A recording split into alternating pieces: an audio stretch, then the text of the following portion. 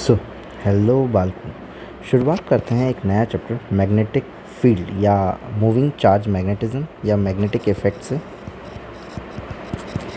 Third chapter है हमारा, ठीक है। सो स्टार्ट करते हैं, वो हमें क्या कहना चाह रहा है। फर्स्ट क्वेश्चन हमें ये कह रहा है कि stationary magnet does not interact with, ठीक है।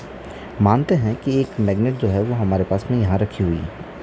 अब इसके पास में हम क्या लेकर के आते हैं, जिसका एक नॉर्थ पोल है, जिसका एक साउथ पोल है, एक आयरन की रोड लेकर के आते हैं हम पास में, तो ऑफकोर्स ये बातें अट्रैक्ट कर जाएगी।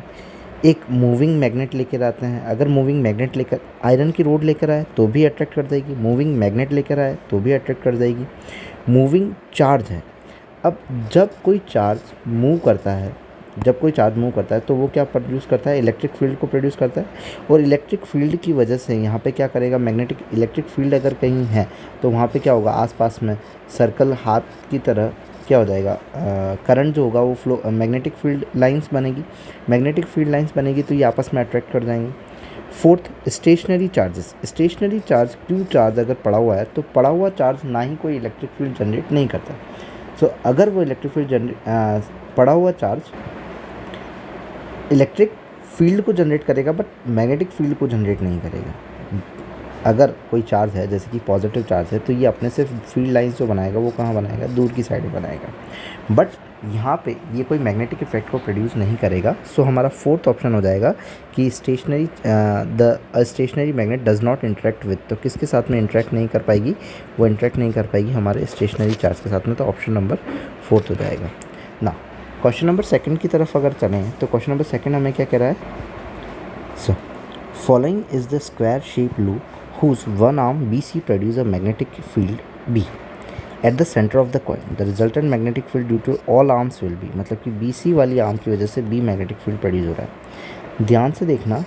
अब एक्चुअली में तुम्हें तुम्हारा राइट हैंड थंब रूल लगाना पड़ेगा। राइट हैंड थंब रूल मतलब कि जो तुम्हारा थंब होगा वो डायरेक्शन शो करेगा किसको, डायरेक्शन ऑफ करंट की तरफ, और तुम्हारा फिंगर जो होगा वो तुम्हें दे देगा इस तरफ। जस्ट लाइक दिस कि अगर तुम्हें कोई करंट है, करंट की वैल्यू, करंट मान लो कि ये जो इसका पॉइंटर है उस पॉइंटर की डायरेक्शन में क्या जा रहा है, करंट जा रहा है। अगर उस पॉइंटर की डायरेक्शन में करंट जा रहा है तो तुम्हें तुम्हारी उस डायरेक्शन के अंदर थंब रखना पड़ेगा और फिंगर जो होगी वो तुम्हें डायरेक्शन देगी मैग्नेटिक फील्ड की। तो जस्ट लाइक दिस कि अगर तुम्हारे पास में थंब कुछ इस तरीके से है तो मैग्नेटिक फील्ड लाइंस किस तरफ होगी, इस तरफ होगी, तो इस साइड से यूँ चल रही होगी। सो क्लॉकवाइज और एंटी क्लॉकवाइज में अगर तुम देखोगे तो ये जो डायरेक्शन होगी वो कौन सी होगी, क्लॉकवाइज डायरेक्शन होगी। थंब की डायरेक्शन करंट की डायरेक्शन में रखना है एंड फिंगर जो होगी वो तुम्हें क्या दे देगी, मैग्नेटिक फील्ड की डायरेक्शन दे देगी।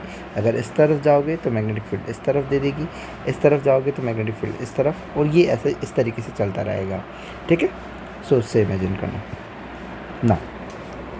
हमारे पास में करंट एक, अगर तुम्हें मैं बताऊँ तो फिर मैं कुछ इस तरीके से इसको ड्रॉप कर रहा हूँ कि हम इसे ये ले लेते हैं और यहाँ करंट की डायरेक्शन में ऊपर मान लेता हूँ। अब ये जो है वो तुम्हारा थंब है और तुमने कुछ इस तरीके से पकड़ा हुआ है तो होल्ड तुम्हारा कुछ इस तरीके से है, ठीक है। जब तुम्हारा होल्ड इस तरीके से है तो तुम्हारी जो डायरेक्शन है वो करंट मैग्नेटिक फील्ड की किस तरफ आएगी, इस तरफ आएगी। अब यहाँ पे ध्यान देना, जैसे ही तुम इस आर्म के अंदर करंट को देखोगे तो करंट कहाँ जा रही है, ऊपर की तरफ जा रही है, तुम ऊपर की तरफ जा रही है। और इसको अगर तुम देखोगे तुम्हारे हाथ से तुम ट्राई करना कि ये जो ओ पॉइंट है उस पॉइंट के ऊपर तुम्हारा कहाँ जा रहा है, क्या उस पॉइंट के ऊपर तुम्हें देखना है कि ओ पॉइंट के ऊपर कहाँ जा रहा है। ओ पॉइंट के ऊपर अगर तुम देखोगे तो मैग्नेटिक फील्ड कहाँ आ रहा है, बाहर की तरफ आ रहा है। और जब भी बाहर की तरफ आता है हम क्या बनाते हैं, डॉट का साउंड बनाते हैं। ये किसकी वजह से आया, BC वजह की वजह से आया। अब नेक्स्ट तुम अगर देखो तो तुम्हारे पास में यहाँ पे तुम्हें देखना पड़ेगा किसमें, इस वाली आर्म के अंदर। अगर इस वाली आर्म के अंदर तुम देखोगे तब भी तुम्हारा मैग्नेटिक फील्ड जो होगा वो कहाँ आएगा, बाहर की तरफ। ना इसी को तुम आगे ले लो और फिर इस वाली डायरेक्शन में देखोगे तो इस वाली डायरेक्शन में भी बाहर की तरफ आएगा। और यहाँ से तुम इस वाली डायरेक्शन में देखोगे तब भी तुम्हारा कहाँ आएगा, बाहर की तरफ आएगा। देखना कहाँ है, सारी डायरेक्शन देखनी है और पॉइंटर कहाँ आना चाहिए, ओ पे आना चाहिए। तो इन चारों की वजह से कहाँ आ रहा है, बाहर की साइड से आ रहा है। तो चारों अगर एक ही डायरेक्शन में तो चारों का क्या हो जाएगा, ऐड हो जाएगा B, तो इसका भी B, इसका भी B, तो कितना हो जाएगा, 4 भी हो जाएगा। ऑप्शन नंबर कौन सा हो जाएगा हमारा, फर्स्ट हो जाएगा ना। मूव ऑन करते हैं, क्वेश्चन नंबर थर्ड की तरफ चलते हैं। तो क्वेश्चन नंबर थर्ड हमें ये कह रहा है कि a wire is parallel to one arm. एक वायर है जो कि पैरेलल है एक आर्म से, ठीक है, carrying a loop which also carries current. Now at a point A with in a coil the magnetic field will be, इस पॉइंट पे अपन देख रहे हैं, ठीक है।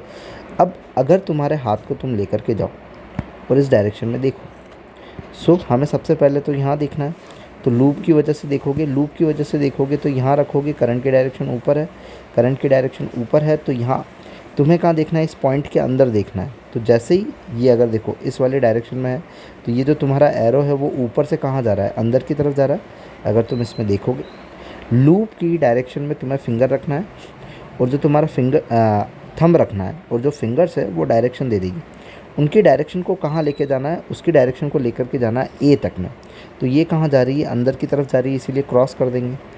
सेकंड वाले में तुम रखोगे, तुम्हारा थंब जो है वो इस डायरेक्शन में रखोगे। थंब को अगर इस डायरेक्शन में रखोगे तब भी कहाँ आ जा रही है, इनसाइड जा रही है। थर्ड वाले में चलोगे तो तब क्या देखोगे, तब भी कहाँ जा रही है, इनसाइड में जा रही है। और इस वाले में आओगे तब भी कहाँ जा रही है, ये सारी फील्ड लाइंस अंदर की साइड ही जा रही है, ठीक है। तो सारी फील्ड लाइंस जो है वो किस तरफ जा रही है, मैग्नेटिक फील्ड लाइंस अंदर की तरफ जा रही है। तो लूप की वजह से सारी कहाँ जा रही है, अंदर की तरफ। अगर बाहर पड़े वायर की वजह से मैग्नेटिक फील्ड देखोगे ए पॉइंट पर, तो बाहर पड़े मैग्नेटिक फील्ड से ये रहा बाहर का करंट वायर। अब उसकी वजह से देखोगे तो इसकी वजह से भी कहाँ जा रही है, अंदर। तो सारे वायर्स की वजह से कहाँ जा रही है, अंदर की साइड में जा रही है, ठीक। जस्ट लाइक तुम्हें कैसे देखना है, फिंगर इस तरफ डायरेक्शन में, फिंगर जो होगी वो तुम्हें दे देगी मैग्नेटिक फील्ड की डायरेक्शन। अगर मान लो कोई प्लेट है या फिर सरफेस है, और उस सरफेस पे तुम्हारा वायर इस साइड तरफ जा रहा है, ठीक है। जैसे कि ये मान लो एक सर्कुलर लूप है, दिस और दिस। तो ये मैं लोअर मोस्ट साइड को देख रहा हूँ और इस तरफ करने जा रहा है, इस तरफ जा रहा हूँ। सेंटर में कहाँ जा रहा है, अंदर की तरफ जा रहा है। तो ऐसे अंदर, और यूँ निकल रहा होगा तो बाहर, तो अंदर की तरफ जाना, इस तरीके से देखा जाएगा ना। So less than the magnetic field produced due to the loop, more than the magnetic field produced due to the loop only, ज़्यादा होगा। तो अगर देखा जाए तो यहाँ पे हमारे पास में ऑप्शन है कि more than the magnetic field produce due to the loop only. अब मान लो इस लूप की वजह से सारी डायरेक्शन अंदर की तरफ आई और सारी डायरेक्शन का समथिंग कुछ बी बना, बट इस आई वाले की वजह से भी कहाँ आ रही है, इनसाइड में ही आ रही, तो बी से और ज़्यादा हो जाएगी। सो वो more than the magnetic field produce due to the loop only, सिर्फ लूप से जो प्रोड्यूस होगी उससे भी ज़्यादा मैग्नेटिक फील्ड जो होगी वो होगी। क्यों होगी, क्योंकि हमारा जो वायर है उसकी भी डायरेक्शन कहाँ आ रही है, इनसाइड में ही आ रही है। इसीलिए हमारा ऑप्शन नंबर जो हो जाएगा वो कौन सा हो जाएगा, सेकंड हो जाएगा। नाउ क्वेश्चन नंबर 4 की अगर बात करें तो अ करंट ऑफ 10 एम्पियर, मतलब कि करंट की जो वैल्यू दे रखी है वो 10 एम्पियर दे रखी है, establish in a long wire along the positive Z axis. मानते हैं कि हमारी जेड एक्सिस जो है वो ये है, ये हमारी जेड एक्सिस है। ऊपर वाली एक्सिस को मैं क्या मान लेता हूँ, वाई एक्सिस मान लेता हूँ, ये मेरी वाई एक्सिस है। और सेंटर से, बीच से जो जा रही होगी वो कौन सी हो रही, मेरी एक्स एक्सिस होगी, ठीक है। ये कहता है कि the magnetic field B at a point 100 is, so leave it. इसमें थोड़ा सा ज़्यादा कन्फ्यूजन हो जाएगा, एक्स वाई जेड ही मान लेते हैं। तो ये हमारा एक्स, ये हमारा वाई, और ऊपर से नीचे की तरफ अगर मैं मानूँ तो ये जो पॉइंटर है नीचे से ऊपर की तरफ जा रहा है, और ये हमारी कौन सी है, जेड एक्सिस है ना। ये मैं ले लेता हूँ हमारी जेड एक्सिस, ये नीचे से ऊपर की तरफ आ रही है। तुम्हारा अगर फिंगर की थंब को रखोगे तो अगर किस तरफ रखोगे, जेड एक्सिस में चल रहा है तो वो नीचे से ऊपर की तरफ रखना है, ठीक है। ये जेड एक्सिस जो है वो तुम्हारी नीचे से ऊपर वाली बता रखी है मैंने। Now the magnetic field B at a point 1 metre is, 1 metre मतलब एक्स एक्सिस के अंदर 1 मीटर पर मैग्नेटिक फील्ड को बताना है कि कितना होगा। अब यहाँ पे लॉन्ग वायर है, तो लॉन्ग वायर का फॉर्मूला जो होता है वो होता है, मैं तुम्हें नॉर्मली फॉर्मूला बता देता हूँ, तो उस बेसिस पे तुम्हें थीटा वर्क करके निकाल देना।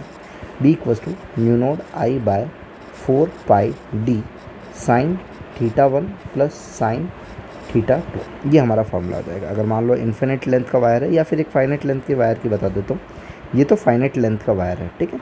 सो फाइनाइट लेंथ का वायर मतलब कि इस वायर से कहीं ना कहीं इस डी डिस्टेंस पे तुम्हें मैग्नेटिक फील्ड निकालनी है, तो ये थीटा 1 हो जाएगा और ये थीटा 2 हो जाएगा, ठीक है। अब इन्फिनिट है तो हमें बात है कि ये बहुत दूर जा रहे होंगे, बहुत दूर जा रहे होंगे। अगर ये बहुत दूर जा रहे होंगे तो थीटा जो बनेगा वो ऐसे ऐसे बनेगा। अगर थीटा ऐसे ऐसे बनेगा तो दोनों ही 90 बनेंगे।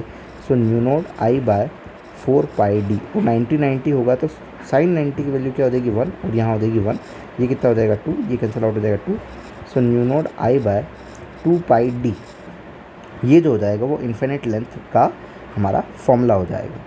अब z एक्सिस में देखना कुछ इस तरीके से, मैं तुम्हें बताता हूँ कि z एक्सिस ये ऊपर जा रही है, तो इस ऊपर जा रही है डायरेक्शन, ये x ये y, x y z। सो z के अंदर मैग्नेटिक फील्ड है, x पे कैसे आएगी, इस तरीके से आएगी, यूँ होकर के जा रही होगी, ठीक है।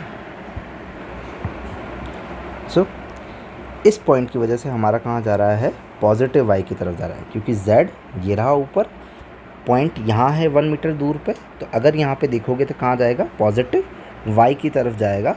सो हमारा यहाँ पे ऑप्शनल जो होगा वो पॉजिटिव y की तरफ अपन जाना चाहेंगे, ठीक है। मैग्नेटिक फील्ड की वैल्यू अगर बात करें, so b equals to mu naught I by 2 pi D में फॉर्मूला रखना है ना, mu naught I by 2 pi D. तो यहाँ पे हम रख लेते हैं हमारा फॉर्मूला। सो न्यू नोट की वैल्यू हो जाएगी 4 पाई इंटू में 10 की पावर -7, आई की वैल्यू जो है वो 10 है, 2 पाई इंटू में डी डिस्टेंस जो है वो 1 मीटर की है, पाई से पाई कैंसिल आउट, 2 यहाँ आ जाएगा, और हमारे पास में 10 की पावर -7 है, मतलब नीचे -7 है, 0 0 कैंसिल आउट हो जाएगा, तो 2 इंटू 10 की पावर -6, और -6 को क्या लिख सकते हैं, माइक्रोन लिख सकते हैं, तो 2 माइक्रोन। टेस्ला जो होगी वो किसकी यूनिट हो जाएगी, अपनी मैग्नेटिक फील्ड की। सो 2 टेस्ला के तो हमारे पास में 2 ऑप्शन हैं, और along the positive Y direction या जेड डायरेक्शन मैग्नेटिक फील्ड की डायरेक्शन हमारी जो चलेगी वो कुछ इस तरीके से होती हुई चलेगी, तो हम बोलेंगे पॉजिटिव वाई डायरेक्शन। तो हमारा ऑप्शन नंबर कौन सा हो जाएगा, सेकंड हो जाएगा, ठीक है ना। मूव ऑन करते हैं, क्वेश्चन नंबर 5 की तरफ चलते हैं। तो क्वेश्चन नंबर 5 हमें ये कह रहा है कि radius of a current carrying coil is R, then the ratio of magnetic field at a centre of a coil to the axial point which is r by r√3 distance away from the centre of the coil. अगर मान लो ये कोई coil, ये ring वाला option है, ring वाला में यहाँ पे एक्सियल की तरफ से इस तरीके से बता रहा है, और ये वाली जो डिस्टेंस दे रखी है वो हमें दे रखी है r/√3, और यहाँ पे हमें मैग्नेटिक फील्ड जो है वो देखना है। Radius of a current carrying coil, R radius of magnetic field at the centre, and the ratio जो चाहिए वो क्या चाहिए हमें, magnetic field at the centre. Centre में मैग्नेटिक फील्ड, देखो एक्चुअल में ये यहाँ वाला ही फॉर्मूला बता देता हूँ। यहाँ के मैग्नेटिक फील्ड का फॉर्मूला होता है new naught I r³ divided by 2 r² plus x² की पावर 3/2, ये आ रही है हमारा रेडियस में, ठीक है। अब अगर x को 0 पुट कर दोगे तो mu naught I by 2r, ये हमारा क्या हो जाएगा, सेंटर पे आ जाएगा। तो ये मैग्नेटिक फील्ड कहाँ हो गया, सेंटर पे। और अब x जो होती है हमारी, ये डिस्टेंस कहलाती है, और कितनी दी हुई है, r√3 दी हुई है। So mu naught I r³ by 2 r² plus r² 3, और ये r² 3 r² कितना हो जाएगा, 4r² हो जाएगा। सो हम यहाँ पे 4r² लिख लेते हैं इस पर। सो यहाँ पे हो जाएगा 4r², और ये पावर 3/2, 2 से 2 कैंसिल आउट हो जाएगा, r³ से r³ कैंसिल नहीं होगा, एक्चुअली r² होगा, r² है, ठीक है। तो r² है, तो r³ से r² कैंसिल आउट हो जाएगा, एक r बचा रह जाएगा, तो न्यू नोड आई बाय 4 2 जा 8r, 8r बचा रह जाएगा ना। यहाँ पे 8 नहीं हुआ, एक्चुअली फॉर्मूला करेक्ट है हमारा। तो यहाँ पे न्यू नोड आई r² अपॉन में 2, ये हो जाएगा √3r, 4r² की पावर 3/2। अब इसको कैसे लिख सकते हैं, इसको एक्चुअली अपन लिख सकते हैं, इसको भी 2 का स्क्वायर लिख सकता हूँ। सो 2 बाहर ही है, 2 का स्क्वायर मतलब r का स्क्वायर, सो ये हो जाएगा हमारा 2r का होल स्क्वायर, ऐसे ही लिख सकते हैं की पावर 3/2। ये कुछ इस तरीके से सॉल्व होगा, न्यू नोड आई r², तो 2 से 2 कैंसिल आउट हो जाएगा। सो अब ये बचेगा, अब अगर हम इसको आगे फर्दर सॉल्व करेंगे तो न्यू नोड आई r², 2 हमारा एज इट इज़ है, 2r की पावर क्यूब है, तो 8r³ हो जाएगा, 8r³ से हमारे पास में स्क्वायर कट जाएगा, तो 8r बचेगा। सो न्यू नोड आई, रेशो ले रहे हैं सेंटर का 2r, और एक्सियल का अगर लिखेंगे तो mu naught I by 2 into 8r। सो 2 से 2 कैंसिल आउट हो जाएगा, ये वैसे भी ऊपर चला जाएगा, तो न्यू नोड आई से new naught I cancel out हो जाएगा, ये सबसे ऊपर ये बीच में, तो 8:1 बन जाएगा। यहाँ ध्यान देना सॉल्यूशन करते टाइम कि तुम्हें स्क्वायर किस तरीके से लेना है। ओके, सो हमारा हो जाएगा 8:1, तो ऑप्शन नंबर हो जाएगा हमारा 4। नाउ मूव ऑन करते हैं, क्वेश्चन नंबर 6 की तरफ चलते हैं। तो यहाँ ये कहता है कि a coil of 1 loop is made of wire of length L and thereafter a coil of 2 loop is made by the same wire. तो यहाँ पे फॉर्मूला जो है वो भी अपन डिस्क्राइब कर देते हैं कि फॉर्मूला जो है वो हमारा किस तरीके से है, ताकि हमें पता चले ना। सो अब अगर एक लूप है, एक लूप की वजह से सेंटर पे जो मैग्नेटिक फील्ड आएगा वो कितना आएगा वो हम देख लेते हैं। मतलब कि L लेंथ का वायर है और L लेंथ को वायर को ही सर्कल करके तुमने क्या बनाया, लूप में बनाया। तो L लेंथ कितना गया है, 2πr गया है। तो R क्या हो जाएगा, L अपॉन में 2π हो जाएगा। ये R की हमारे पास में वैल्यू आ गई। ठीक है, सो N लूप से अपन फाइंड कर लेते हैं, क्योंकि एक वायर, दो वायर, तीन वायर, मतलब कि वायर तो एक L लेंथ का ही है, बट उससे जो सर्कुलर लूप बनाया है वो मान लो 3 बनाया है। अब हर एक लूप एक मैग्नेटिक फील्ड प्रोड्यूस करेगा, तो बी नेट जो होगा वो क्या हो जाएगा, N times of magnetic field हो जाएगा तुम्हारा। So N night of B हो जाएगा। N types of magnetic field लिखोगे तो mu naught I by 2R। R की वैल्यू लिखोगे L, ये यहाँ पे N आ जाएगा, क्योंकि L लेंथ से कितने सर्कल बनाएंगे, N 2πr बनाएंगे। तो यहाँ पे हमारा आ जाएगा N 2π। सो यहाँ पे L अपॉन में N 2π आ जाएगा। सो यहाँ पे अगर हम करना चाहें तो magnetic field N square new naught I pi by L, मतलब कि जो सेंटर पे प्रोड्यूस होने वाला है, ये सारी वैल्यू तो अलग रह जाएगी। नंबर ऑफ टर्न्स में अगर देखा जाएगा तो क्या हो जाएगा, N स्क्वायर हो जाएगा। मतलब कि magnetic field is directly proportional to N square, मतलब कि नंबर का square. A coil of 1 loop is made a wire of length L and there is after a coil of 2 loop is made of same wire the ratio of magnetic field at the centre of coil. तो जब एक loop का बनाया तब एक ही रहेगा, और जब 2 लूप का बनाया तो 2 का स्क्वायर कितना हो जाएगा, 4। और फॉर्मूला हमारा क्या हो जाएगा, ये वाला हो जाएगा ना। सो 1:4 हमारा ऑप्शन हो जाएगा, ऑप्शन नंबर फर्स्ट। हाँ, 7th की अगर बात करें तो 7th वाले में क्या है, अगर मान लो कि कोई वायर है और वायर से करंट कुछ इस तरीके से जा रही है, और तुम्हें इस पॉइंट पे क्या देखना है, मैग्नेटिक फील्ड कितना है। तो जिस लाइन पे वायर जा रहा है उस पे मैग्नेटिक फील्ड की जो वैल्यू होती है वो तो होती है 0। तो उस लाइन पे नहीं देखा करते, उससे दूर देखा करते हैं, उसके असाइड में देखा करते हैं। ठीक है, सो यहाँ पे हमारे पास में करंट जो आ रहा है वो इस तरीके से जा रहा है, और यहाँ पे अगर हम मैग्नेटिक फील्ड देखें इस पॉइंट के ऊपर, तो ये एक पॉइंट हम मान लेते हैं, और ये एक सेमी इनफाइनाइट वायर की तरफ बिहेव कर रहा है। सेमी इनफाइनाइट वायर का जो फॉर्मूला होता है वो होता है new naught I by 4πd। ये कहाँ से आया, mu naught I by 4πd sine theta 1 plus sine theta 2 रखोगे। अब थीटा 1 2 की वैल्यू तो क्या हो जाएगी 0, एक की तो 90 है और एक की 1 है, तो नॉर्मल 1 आ जाएगा। तो फॉर्मूला क्या बन जाएगा, new naught I by 4πd ना। इसके कितने हैं अपने पास में, 2 हैं, क्योंकि एक ये वाला वायर और एक ये वाला, इसकी वजह से सेंटर पर पड़ेगा। और एक अपना किसकी वजह से आएगा, अपना आएगा एक mu naught I by 2R। Sir ये किसकी वजह से, ये सर्कल वाले की वजह से। अब सबकी वजह से डायरेक्शन देख लेते हैं। अगर डायरेक्शन हम देखेंगे तो हमारा फिंगर है ये रहा,